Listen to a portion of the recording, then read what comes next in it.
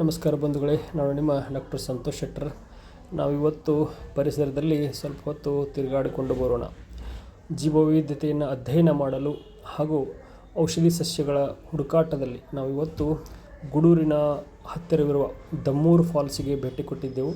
ನಮ್ಮ ಆತ್ಮೀಯರಾದಂತಹ R V Wadiyar sir ಹಾಗೂ ಅಲ್ಲಿ ಸ್ಥಳೀಯ ಹಿರಿಯರೊಬ್ಬರು, ಅದರ ಜೊತೆಗೆ ಬದಾಮಿಯಲ್ಲಿ ಆಯುರ್ವೇದ ಪ್ರಾಕ್ಟೀಸ್ ಮಾಡ್ತಿರ್ತಕ್ಕಂತಹ ನಮ್ಮ ಹಿರಿಯರು ಆದಂತಹ ಡಾಕ್ಟರ್ ಪ್ರದೀಪ್ ಸರ್ ಇವರ ನೇತೃತ್ವದಲ್ಲಿ ನಾವು ಇವತ್ತು ದಮ್ಮೂರು ಫಾಲ್ಸಿಗೆ ಭೇಟಿ ಕೊಟ್ಟಿದ್ದೇವೆ.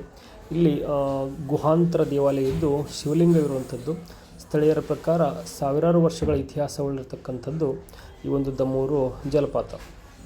ಅದರ ಜೊತೆಗೆ ಈ ಒಂದು ಸ್ಥಳ ಹಲವಾರು ಔಷಧಿ ಸಸ್ಯಗಳ ತಾಣವೂ ಹೌದು ಅಂಥೇಳಿ ನಾವು ಹೇಳಬಹುದು. ವೀಕೆಂಡದಲ್ಲಿ, ವಾರಾಂತ್ಯದಲ್ಲಿ ಮಕ್ಕಳನ್ನು ಗೆಳೆಯರೊಂದಿಗೆ ಕುಟುಂಬ ಸಮೇತರಾಗಿ ತೆರಳಲಿಕ್ಕೆ ಅತ್ಯಂತ ಉತ್ತಮವಾದಂತಹ ಸ್ಥಳ ಅಂಥೇಳಿ ಹೇಳಬಹುದು.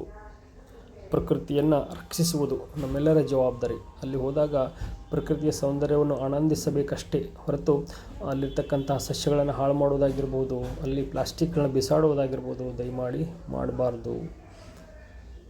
ಈ ಒಂದು ಸ್ಥಳ ನಮ್ಮ ಬಾಗಲಕೋಟೆ ಜಿಲ್ಲೆಯ ಇಳಕಲ್ ತಾಲೂಕಿನ ಗೂಡೂರು ಪಕ್ಕದಲ್ಲಿರ್ತಕ್ಕಂಥದ್ದು.